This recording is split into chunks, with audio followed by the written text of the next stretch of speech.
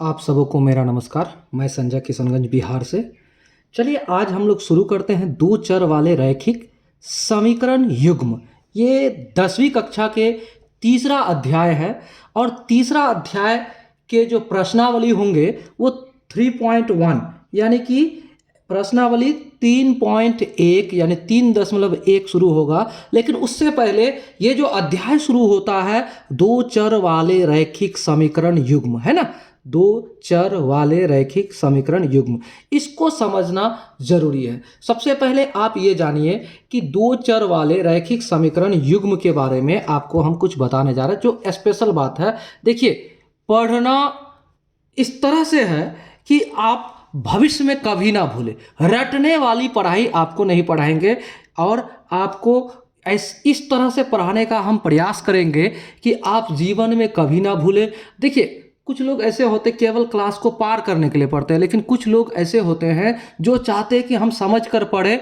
और देखिए, प्रश्न केवल जो हम पढ़ेंगे वही आए तभी बना पाएंगे, ऐसा नहीं होना चाहिए। ऐसा होना चाहिए कि प्रश्न चाहे वो जिस तरह का दे, अगर हमको उसके बारे में जानकारी है, अगर हम उस प्रश्न को, उस तरह के प्रश्न को पहले से समझ कर पढ़े हैं, तो हम उम्मीद करते हैं कि ऐसे प्रश्नों को हम बोर्ड एग्जाम में हल करने में सफल हो पाएंगे आप। ठीक है, तो दो चर वाले रैखिक समीकरण को हम पढ़ेंगे। यह अध्याय है हमारा 3 यानी चैप्टर 3।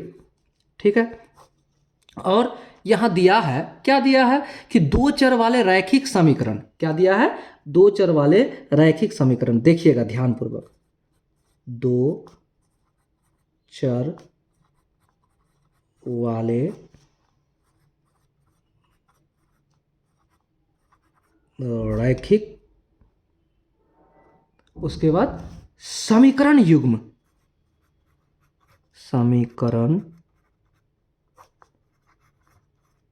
युग्म। तो सबसे पहले इस बात को समझिए, दो चर, दो चर यानी चर किसे कहते हैं, दो मतलब दो ठो चर होगा, लेकिन चर किसे कहते हैं, सबसे पहले आप इस बात को समझिए। चर, अगर हम चर बताएंगे आपको तो आपको हमें अचर भी बताना पड़ेगा। देखिए, जानकारी लेना बहुत ज़रूरी होता है। अगर आप जानकारी सही से लेना चाहेंगे तो ही आप भविष्य में इसको अमल कर पाएंगे। यानी कि आपके छोटे भाई बहन या कोई भी आपसे पढ़ना चाहेंगे, या आप पढ़ाने के मकसद से आगे चल के आप चाहेंगे कि हम पढ़ाएं, तो आपको जानकारी, बेसिक जो जानकारी है वो जानकारी होना बहुत ज़रूरी है। चर, चर किसे कहते हैं? देखिए, चर एक ऐसा मान है जिसका किसी सवाल में उसका वैल्यू कुछ और है तो किसी में कुछ और है, यानी चर उसका मान बदलते रहता है। तो आपको ऐसे कह दे कि अंग्रेजी के जितने अल्फ़ाबेट्स हैं उसको मैथमेटिक्स में यानी चर मान कहा जाता है, जैसे X, Y, Z, S, T, U या फिर ए या फिर बी, इस तरह के जितने ये अल्फ़ाबेट्स हैं इसको चर मान कहते हैं। देखिए, अगर किसी समीकरण में ये रह जाए तो ये क्या हो जाएगा, इसका मान किसी समीकरण में अगर 3 है तो जरूरी नहीं है कि कोई दूसरा समीकरण में 3 ही होगा, x बराबर 5 भी हो जाए उस जगह पर, इसलिए ये इसका मान बदलते रहता है। ठीक है, इसे चर कहा गया। ठीक है, क्लियर हो गया। तो ये चर मान है। ठीक है, तो अचर क्या है, जो वास्तविक संख्याएं होती है, जैसे 1, जैसे 5, जैसे 100, जैसे 500, जैसे √3, जैसे कुछ भी इस तरह के -2 या फिर -10, तो इस तरह के जो भी संख्याएं हैं क्या है, वो अचर है। क्लियर। तो यहां आपको सवाल क्या कहा है, दो चर, दो चर मतलब अगर कोई समीकरण है उसमें दो चर रहेगा, कैसा, एक रहेगा अगर x तो दूसरा रहेगा y। ठीक है, क्लियर बन हो गया, समझ गए। तो दो चर कैसा होगा, जैसे 2x + y, ये हो गया दो चर, एक चर ये है x वाला और ये क्या है, y वाला। क्लियर हो गया। अब देखिए, दो चर ये आपको बता दिए, दो चर समझ गए। अब मान लीजिए यहां पर +3 हो तो ये हो गया, ये दो चर वाला क्या है, एक समीकरण हुआ, बराबर 0 कर देते हैं। ये दो चर वाला एक समीकरण हुआ, ये टोटल मिला के एक समीकरण हुआ दो चर वाला, एक चर और ये दूसरा चर और ये अचर। ठीक है, ये टोटल मिलके क्या हो गया, एक समीकरण बन गया। क्लियर, समझ गए आप। फिर आगे क्या है, आगे बताते हैं, देखिएगा। इतना तो समझ गए आप कि ये दो चर वाला समीकरण हो गया। क्लियर, समझ गए, दो चर वाला। अब दो चर वाला समीकरण हो गया तो ये टोटल मिला के दो चर वाला समीकरण हुआ। तो दो चर यानी x और y दो तरह के मान रहेंगे तो वो दो चर वाला हो गया। क्लियर, समझ गए। अब आगे बढ़ते हैं। ये हुआ अचर पद, ये है देखिए x के साथ जो गुणा में है ये x का गुणांक हुआ, और y के साथ जो गुणा में है यहाँ कुछ नहीं है मतलब एक है, तो ये y का गुणांक हुआ, और ये क्या है 3, ये अचर पद है। ठीक है, क्लियर, समझ गए। अब हम कहते हैं दो चर वाला रैखिक समीकरण युग्म। तो दो चर हो गया। अब रैखिक क्या है? रैखिक का मतलब होता है जिसकी घात एक हो। क्या होता है? रैखिक का मतलब हुआ जिसकी घात समीकरण का जिसकी घात एक हो। क्लियर। अब जिसकी घात एक हो मतलब x पर पावर कितना है, देखिए यहां कुछ नहीं है मतलब एक है, y की पावर कितना है, कुछ नहीं है मतलब एक है। तो जिसकी घात एक हो उसे रैखिक कहते हैं। तो जिसकी घात एक हो वाले दो चर मिलकर और एक अचर पद मिलकर क्या किया, बराबर जीरो कर दिया, तो ये दो चर वाला रैखिक समीकरण हुआ कि नहीं। और युग्म का मतलब होता है जोड़ा, युग्म का मतलब होता है जोड़ा। क्लियर, युग्म का मतलब होता है जोड़ा। आप समझ गए होंगे हमने क्या समझाया आपको। दो चर वाले रैखिक समीकरण युग्म, हमने आपको यही समझाने का प्रयास किया। दो चर यानी कि x प्लस वाई दो तरह का, या a प्लस b दो तरह का, और वाले रैखिक यानी इसका पावर एक एक आ गया, और समीकरण तो बराबर अगर जीरो आ जाए तो ये हो गया, यानी कि प्लस कुछ भी रहेगा यहाँ पर या बराबर दो हो तो इसको हम देखिए जैसे आपको एक क्लियर समझ, x प्लस वाई कर देते हैं, x प्लस वाई बराबर दो अगर कर दिए तो इसी को हम समीकरण कैसे बनाते हैं, देखिए ये समीकरण बन गया। इसको हम कैसे करेंगे, x प्लस वाई माइनस दो बराबर जीरो, ये हमारा एक दो चर वाला समीकरण बन गया। और इसका पावर क्या है, x का पावर 1 y का पावर 1, तो ये रैखिक हो गया। और युग्म, युग्म मतलब जोड़ा, तो x और y दोनों का एक युग्म है, देखिए x प्लस वाई, तो ये युग्म हो गया, जोड़ा हो गया। ठीक है, युग्म हो गया। यही हम आपको समझाना चाहते थे। क्लियर, समझ गए आप। अब देखिए हम लोग क्या करते हैं, अगला जो प्रश्नावली है 3.1 उसको हम लोग अब शुरू करते हैं। ठीक है, जो मेन मकसद था हमें आपको समझाना, चर अचर वो भी हमने समझा दिया, और रैखिक का जो मतलब है वो बता दिया कि जिसकी घात एक हो, और युग्म मतलब होता है जोड़ा, और दो चर वाले रैखिक समीकरण युग्म यानी कि आपको दो चर वाला जो बातें हैं उसको लेकर ये बनता है। चलिए मिलते हैं, अगला जो प्रश्नावली है उसको बनाते हैं। ठीक है, तो चलिए अब हम लोग प्रश्नावली 3.1 को पढ़ते हैं। और प्रश्नावली 3.1 में क्या कहता है उस चीज को थोड़ा ध्यानपूर्वक देखिएगा। ठीक है, समझिएगा, समझते हुए ही पढ़ना है हमें। क्या करना, समझते हुए।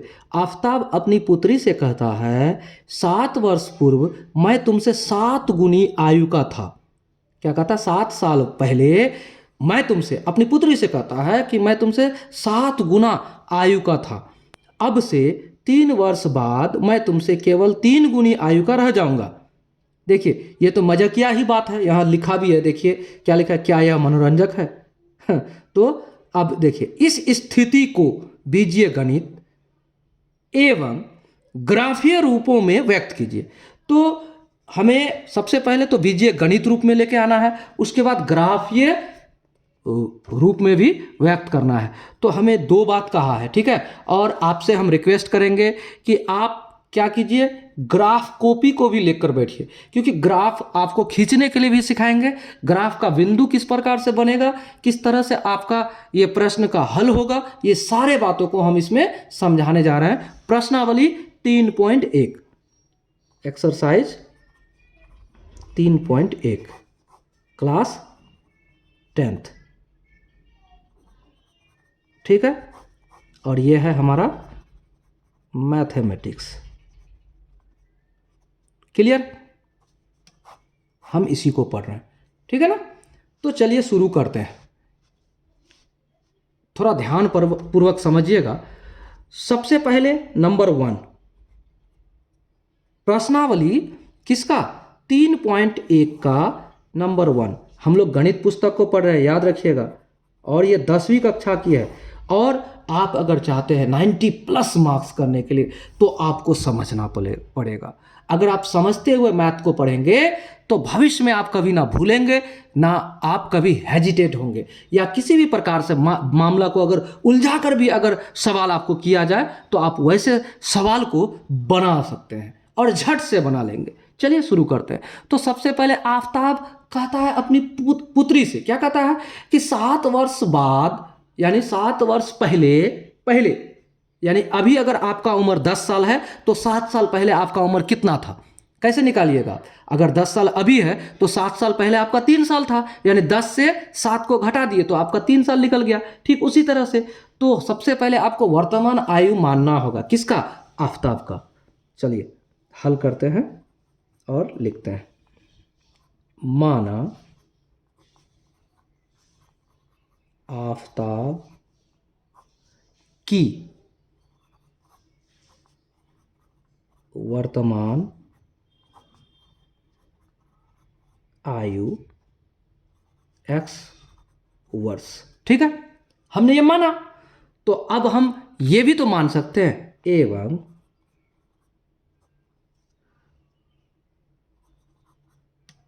आफताब की पुत्री की वर्तमान आयु बराबर y वर्ष। हमने ये मान लिया। क्लियर? देखिए ध्यान पूर्वक समझिए। अब 7 साल पहले अगर मेरी उम्र अभी 10 वर्ष है तो 7 साल पहले मेरी उम्र कितनी थी, कैसे क्लियर कीजिएगा। 7 साल पहले तो अभी का जितना उम्र है उसमें से 7 साल घटा देंगे तो उस समय का 7 साल पहले का उम्र मेरा कितना होगा, 3 साल हो जाएगा। अगर 10 अभी है तो 7 घटा देंगे, अगर x है तो 7 घटा देंगे, यही तो बात होगा। अब क्या करते हैं, हम लिखते हैं, क्या लिखते हैं, ये शर्त है, 2 शर्त रखा है इसमें, 7 साल पूर्व और 3 साल बाद। तो पहला शर्त अनुसार लिख देते हैं, प्रथम शर्तानुसार हम यहां लिख देते हैं। यानी पहला जो शर्त है उसके अनुसार कहता है 7 साल पूर्व, तो हम लिखते हैं पहले 7 साल पूर्व, 7 वर्ष पूर्व, 7 वर्ष पूर्व आफताब की आयु,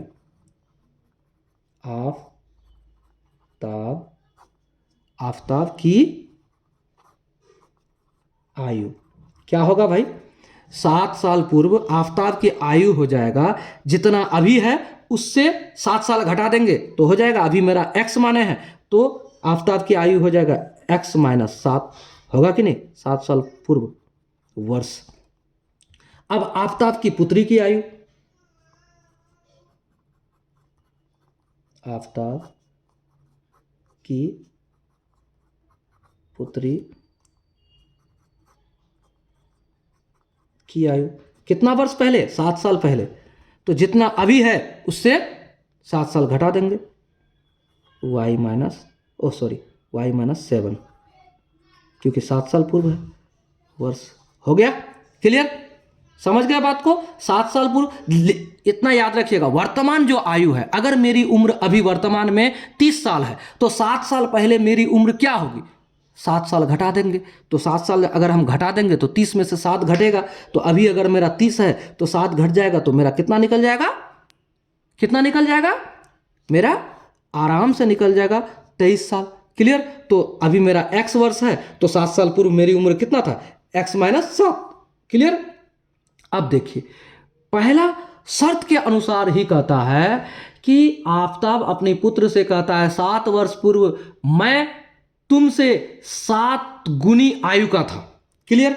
तो क्या कहता है, आफताब कहता है अपनी पुत्री से कि 7 साल पहले की जो उम्र है उस समय आफताब अपनी पुत्री से कितना साल बड़ा था, कितना साल बड़ा था, 7 गुना ज्यादा था, 7 गुना ज्यादा था। तो इस चीज को हम समीकरण रूप में कैसे ला सकते हैं, देखिए हम बताते हैं आपको, ध्यानपूर्वक समझिए। 7 गुना ज्यादा था। प्रश्नानुसार अब लिखते हैं, क्या लिखेंगे, प्रश्नानुसार 7 साल पहले आफताब की आयु x-7 और 7 साल बाद किसकी आयु, उसकी पुत्री की आयु y-7 आ गया। तो 7 साल बाद यानी पूर्व, 7 साल पूर्व के बारे में कहता है कि ये 7 गुना है अपनी बेटी से। क्या कहता है, ये उसकी बेटी का है यानी पुत्री का है, और ये पिता का है, ये पिता ये पुत्री, पुत्री छोटी है और ये 7 गुना ज्यादा है 7 साल पूर्व। तो 7 गुना ज्यादा है, अगर हम इसको बराबर करना चाहे तो इसको 7 गुना ये ज्यादा है तो 7 गुना इसको अगर कर दे तो इसके बराबर होगा कि नहीं, पिता के बराबर होगा कि नहीं। तो हम बराबर करना चाहते हैं समीकरण 1 लाने के लिए, तो क्या करेंगे, इसको 7 से गुना कर देंगे, कर दिए अगर तो ये बराबर हुआ 7 गुना ये था, तो 7 साल पहले 7 गुना ये था, 7 गुना इसको कर दिए तो इसके बराबर हो गया। अब इसको समीकरण में तोड़ लीजिए, क्या करेंगे, x-7 बराबर हो जाएगा 7y माइनस 7-7-49, और क्या हो जाएगा यहाँ x माइनस, इसको इस पार लाइए, 7y बराबर 7-7-49 माइनस, और ये माइनस माइनस, ये माइनस इस पार जाएगा तो प्लस 7। अब क्या करते हैं हम, x-7y बराबर -42, ये हमारा क्या निकल गया, क्या निकला, समीकरण 1। क्लियर, हमारा समीकरण 1 निकल गया शर्त पहला अनुसार। अब द्वितीय शर्त क्या कहता है उस चीज को समझिए। ये हमारा पहला शर्त के अनुसार हमने क्या किया, समीकरण 1 निकाल लिया। अब हम द्वितीय शर्त को निकालते हैं। द्वितीय शर्त क्या कहता है उस चीज को जानिए। अब लिख देते हैं, द्वितीय शर्तानुसार, द्वितीय शर्तानुसार। अब कहता है द्वितीय शर्तानुसार कि अब से 3 वर्ष बाद, तो सबसे पहले 3 वर्ष बाद, अभी का मेरा उम्र अगर 10 साल है तो 3 साल बाद मेरी उम्र क्या होगी, अगर हम 3 साल जोड़ देंगे तब ना बढ़ेगा, 13 साल हो जाएगा ना। तो अभी मेरा x है 3 साल बाद, तो लिख देते हैं 3 वर्ष बाद, 3 वर्ष बाद क्या लिखेंगे, आफताब की आयु, आफताब की आयु क्या होगा, आफताब की वर्तमान आयु है x, और 3 साल बाद यानी इतना वर्ष हो जाएगा, होगा। अब देखिए आफताब की पुत्री की आयु, आफताब की पुत्री की आयु 3 वर्ष बाद, तो अभी उसका वर्तमान आयु कितना है, y वर्ष हमने माना, तो वर्तमान आयु में 3 साल जोड़ देंगे तब ना 3 साल बाद उसका उम्र कितना हो जाएगा। अगर मान लो अभी मेरा उम्र 10 साल है तो 3 साल बाद मेरा कितना हो जाएगा, 13 साल हो जाएगा, तो जोड़ देंगे तो y + 3 आ गया वर्ष। अब 3 वर्ष बाद क्या कहता है प्रश्न, उसको देखिए, पुनः यहां लिख दीजिए, पुनः प्रश्नानुसार, प्रश्नानुसार, पुनः प्रश्नानुसार क्या कहता है, कहता है अब से 3 वर्ष बाद मैं तुमसे केवल 3 गुनी आयु का रह जाऊंगा, यानी 3 वर्ष बाद पिता की आयु आफताब का क्या है x + 3, और इधर क्या है y + 3, कौन 3 गुनी रह जाएगा, उसका पिता 3 गुनी रह जाएगा। तो हम अगर इस दोनों का उम्र को बराबर करेंगे, ये 3 गुनी हो जाता है उसका पिता, तो इसको 3 से गुना करेंगे तब ना बराबर होगा, दोनों का उम्र बराबर होगा। और बराबर करके हम इसको अगर हल करेंगे तो समीकरण 2 हमारा आराम से निकल जाएगा। चलिए आगे बढ़ते, इसको हल करते हैं। ये 3 गुनी है तो इसको 3 गुनी करेंगे तब ना इसके बराबर हो जाएगा पुत्री को। चलिए कर दिए, तो इसको हम x + 3 बराबर क्या कर सकते हैं, 3y गुना में 3y प्लस 3 तिया 9। अब क्या होगा, इस y को इस पर लाइए और ये 3 को इस पर लाइए, तो देखिए x माइनस 3y, क्योंकि ये प्लस में था इस पर आया तो बराबर इधर हो जाएगा 9, और ये इस पर जाएगा तो -3। अब देखिए x माइनस 3y बराबर क्या हो जाएगा हमारा 6। ये हुआ समीकरण 2। क्लियर। और इसको आप यहाँ पर या कर दीजिए, ये समीकरण 2 निकल गया। क्लियर, समझ गए आप, यहाँ तक समझ गए होंगे। चलिए देखिए, समझ में आ रहा है, वीडियो को लाइक कीजिए, चैनल को सब्सक्राइब कीजिए, अपने दोस्तों को जरूर शेयर कीजिएगा कि संजय BR मैथ्स क्लासेस आपको समझाते हुए आगे बढ़ रहा है, और आप एक कदम शिक्षा की ओर बढ़िए, अपने घर से ही पढ़िए, इसके लिए कोई दिक्कत नहीं। ये हमारा समीकरण 2 निकल गया। क्लियर, समझ गए आप। अब देखिए समीकरण 2 तो हमारा निकल गया। देखिए समीकरण 2 निकलने के बाद हम आपको यह भी बताना चाहेंगे कि आपको 2 बिंदु चाहिए, एक समीकरण से 2 बिंदु, तब जाके आप ग्राफ खींच पाइएगा। एक समीकरण से 2 बिंदु निकालना है और तब जाके आप ग्राफ खींच पाइएगा। अगर ग्राफ बनाना चाहते हैं तो देखिए ये हमारा बीजीय गणित रूप में आ गया, समीकरण 1 और समीकरण 2। ये क्या है, हमको क्या कहा था, बीज गणितीय रूप में लाने के लिए कहा था ना, गणितीय ये रूप हो गया। क्लियर। और यहां भी हमने समीकरण 2 लेके आया है, यही है बीज गणितीय रूप, बीज गणितीय रूप। क्लियर। अब देखिए हम बीज गणितीय रूप में तो समीकरण 1 और समीकरण 2 को लेके आ गए। हमें क्या करना है, अब एक समीकरण से हमें 2 बिंदु निकालना है। क्या निकालना, 2 बिंदु, ताकि आप ग्राफ बना पाए।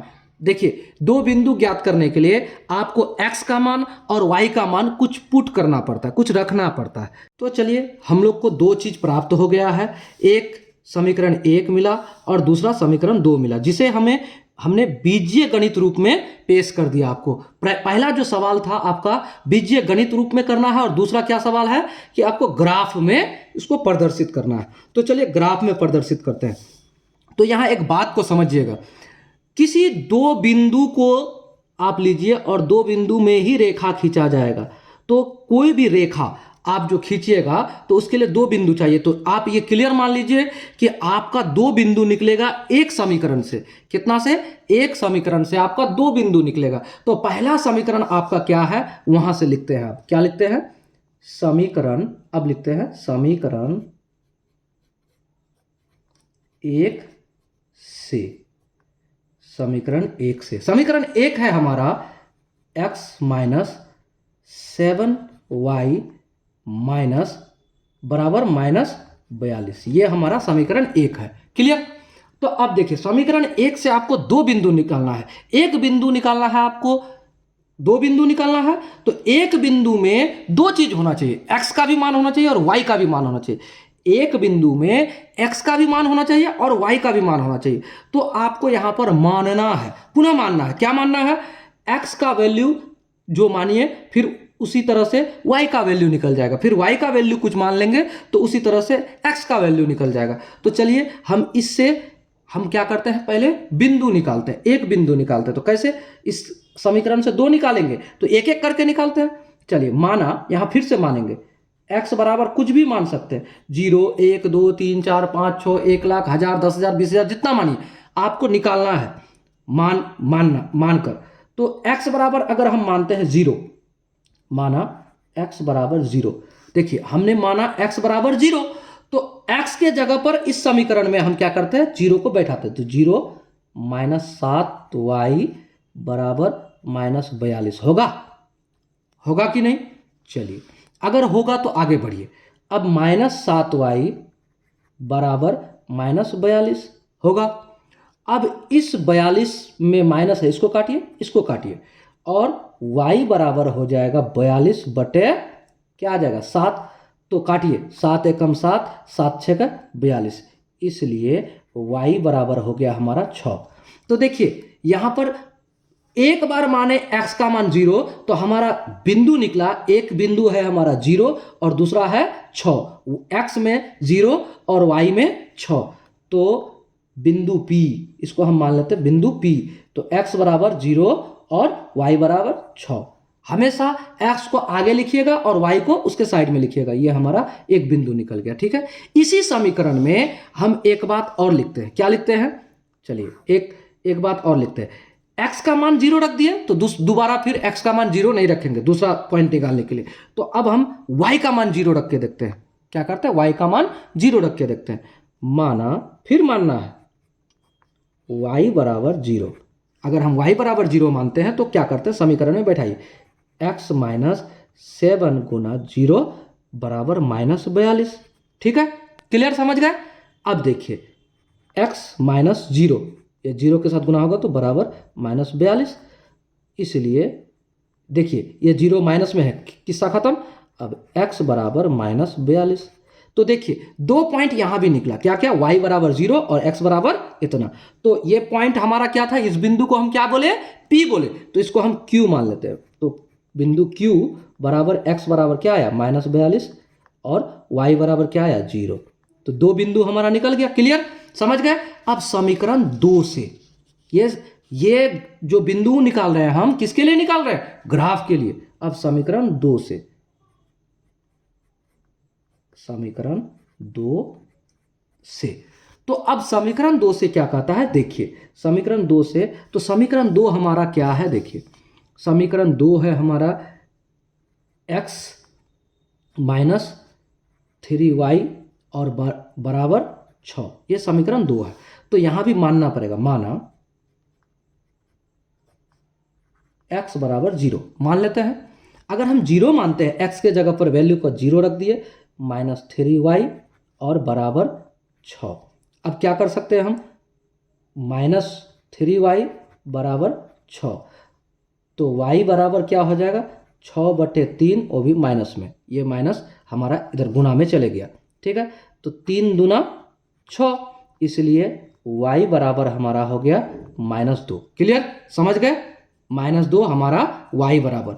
तो यहां पर देखिए P और Q हमारा जो बिंदु था वो दोनों तो निकल चुका है। अब R कर देते, इसको समीकरण 2 वाला में R कर देते। R बिंदु बराबर क्या हो गया हमारा? x बराबर 0 और y बराबर -2। क्लियर हो गया, समझ गए? चलिए अब हम समीकरण 2 का ही दूसरा बार मानते हैं। माना, फिर से मानते हैं, x बराबर पहले 0 माने था, अब y बराबर 0 मान दिए। तो अब देखिए x का जो जगह पर जो है तो उसको रख दीजिए, ठीक है, और y के जगह पर 3 गुना 0 दे दिए बराबर 6। अब क्या होगा? x माइनस 0 बराबर 6। तो ये 0 माइनस में, तो इसको किस्सा खत्म हो जाएगा। यहाँ क्या हो जाएगा? x बराबर 6 आ गया। तो देखिए यहां पर हमारा 2 बिंदु क्या निकला, यानी कि y का मान आ गया 0 और x का मान 6। तो पॉइंट क्या क्या बन गया हमारा? RS, इसको S बिंदु मान लेते हैं। S बिंदु x क्या हो गया? 6 और y बराबर 0। ये 4 बिंदु हमारा निकल गया। एक रेखा खींचने के लिए 2 बिंदु, एक समीकरण से हमारा 2 बिंदु निकला, ठीक है, और समीकरण 2 से 2 बिंदु निकला। तो टोटल पॉइंट्स हमारा क्या हो गया? टोटल पॉइंट्स हुआ क्या क्या? देखिए P क्या है हमारा समीकरण 1 का? 0 और 6। क्लियर। और समीकरण 1 में क्या निकला हमारा दूसरा पॉइंट? Q क्या है हमारा? -42 और 0। और क्या निकला? अब देखिए ये समीकरण 1 में निकला, और दूसरा R पॉइंट जो है क्या निकला हमारा? 0 और -2। और S क्या निकला हमारा? 6 और 0। क्लियर हो गया, ये समीकरण 2। तो अब हमको क्या करना है? ग्राफ में चलना है। ग्राफ बनाने के लिए हम क्या करते हैं? अब ग्राफ पेपर को लेते हैं, ठीक है। चलिए ग्राफ पेपर को लेते हैं, और ग्राफ पेपर में आपको देखिए एक अक्ष बनाना है आपको y का, और एक अक्ष बनाना है आपको x का। क्लियर। देखिए आपको ये काम पेंसिल से करना है। किससे करना है? पेंसिल से। हमको तो अभी आपको सिखाने के लिए हम पेन से यूज कर रहे हैं, लेकिन आपको क्या करना है? पेंसिल से बनाना है। ध्यान रखिएगा, पेंसिल से बनाना है। ये बात को गांठ बांध लीजिए, नहीं तो आपका मार्क्स कट जाएगा बोर्ड एग्जाम में। क्लियर हो गया। अब देखिए हमने ये चीज को बना दिया। तो ये जो बेस है, ये आधार है, ये क्या है हमारा एक्स अक्ष है। क्या है? एक्स अक्ष। इधर एक्स प्लस में और इधर एक्स माइनस में। क्लियर? और नीचे वाला जो है ये वाई अक्ष है, तो ये माइनस में होगा और ये ऊपर क्या होगा? प्लस में होगा, वाई। ठीक है? तो अब ये क्लियर समझ गए आप। और देखिए ये जो बिंदु है ये दोनों का जीरो है, यानी एक्स अक्ष का भी जीरो है, ठीक है, और वाई अक्ष का भी जीरो है। और इसको आप देखिए यहां पर हाईएस्ट आपका पी क्यू आर जो है, इसमें देखिए पी क्यू आर जो बिंदु है आपका चारों, इसमें हाईएस्ट क्या है? 42। तो 10-10 का अगर अंतराल लीजिएगा प्रत्येक बिंदु में, तो 4 अंतराल में आपका क्या आ जाएगा? 40, और 5वां में 50, तो बीच में 42 तो आ ही जाएगा। तो हम लोग क्या करते हैं? 10-10 का अंतराल लेते हैं। और देखिए ये -42 है। क्लियर? समझ गए? -42 है, तो हम लोग क्या करते हैं? 10-10 का अंतराल लेते हैं। तो चलिए समझ गए ना बिंदु को? उसी हिसाब से यहाँ 10-10 का अंतराल लीजिए। क्लियर? तो यहाँ लेंगे 10, यहाँ लेंगे 20, यहाँ लेंगे 30, यहाँ लेंगे 40 और यहाँ लेंगे 50। शायद इतना में हमारा कंप्लीट हो जाएगा। तो ये हुआ -10, ये हुआ -20, ये हुआ -30 और ये हुआ -40। ठीक है? और ये हुआ -50 बिंदु सब। ठीक है? अब यहाँ ऊपर जाइए। ये हुआ 10, ये हुआ 20, ये हुआ 30, ये हुआ 40 और ये हुआ 50। ठीक है? और नीचे हम इसको भी लिख देते हैं, -10, ये हुआ -20, ये हुआ -30, ये हुआ -40 और ये हुआ -50। क्लियर? अब देखिए पहला बिंदु, सबसे पहले आप ग्राफ में भी लिख दीजिएगा। ये आप प्रश्न संख्या एक्सरसाइज कितना का बना रहे हैं? एक्सरसाइज 3.1 का बना रहे हैं। ठीक है? प्रश्न संख्या क्या है? क्वेश्चन नंबर 1 का ये हल है, ग्राफ वाला। ठीक है? ये लिख दीजिएगा, उसके बाद इधर बनाना है। अब देखिए हम सबसे पहले बिंदु 1 यानी समीकरण 1 वाला में जाते हैं। तो बिंदु क्या है? पी बिंदु में हमारा क्या है? 0 और 6। तो 0 क्या है? एक्स अक्ष में, इसमें 0, और 6 वाई में है। 6 प्लस में और भी वाई में, तो प्लस में 6 कहाँ जाएगा? देखिए 5, ये 10 है, तो यहाँ ये हुआ आधा इसका 5, इसका एक बिंदु ऊपर जाएंगे तो ये 6 आ गया, ये हमारा 6 आ गया। ठीक है? क्लियर? अब उसके बाद उसी समीकरण में हमारा दूसरा पॉइंट है। देखिए दूसरा पॉइंट क्या है?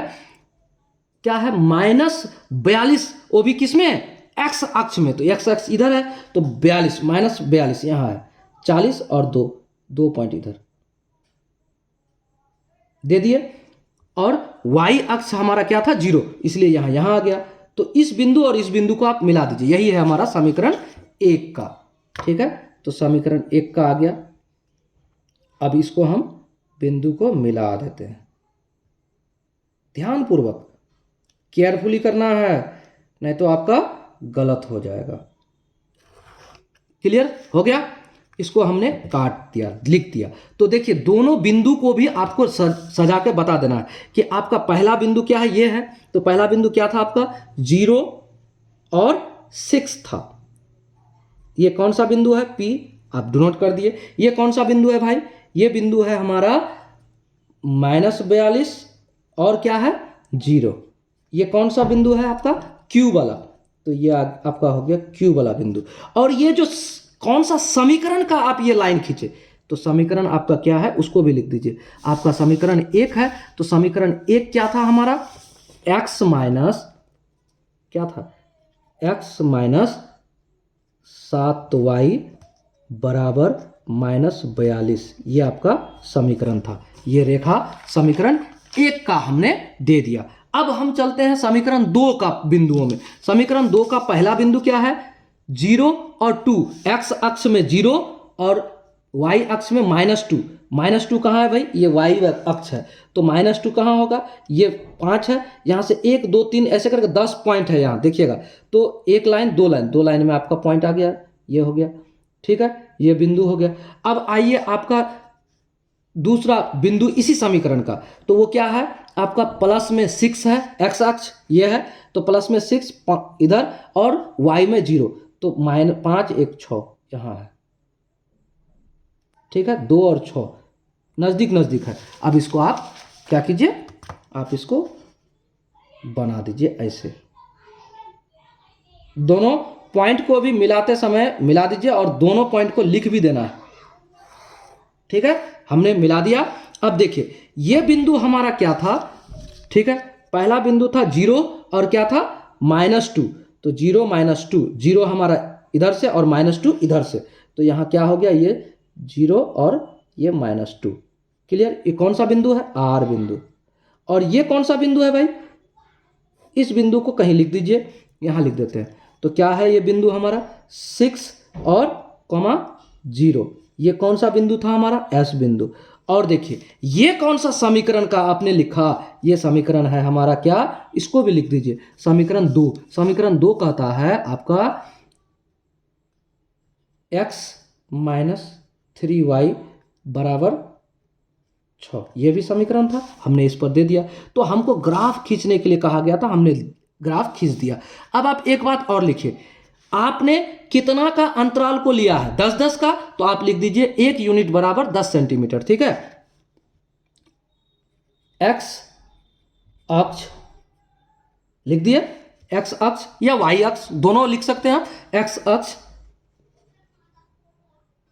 कितना लिखेंगे, 1 यूनिट बराबर 10 सेंटीमीटर।